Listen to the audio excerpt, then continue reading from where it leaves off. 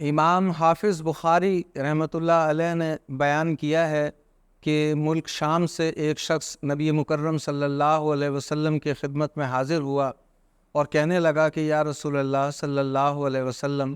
میرے والد آپ کے دیدار کے مشتاق ہیں۔ آپ صلی اللہ علیہ وسلم نے فرمایا کہ انہیں میرے پاس لے آؤ۔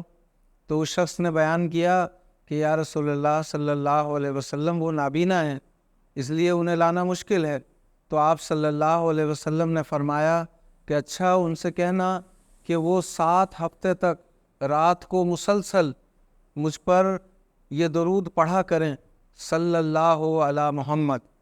اور پھر آپ دیکھیں گے کہ وہ نہ صرف یہ کہ میرا دیدار کر لیں گے، بلکہ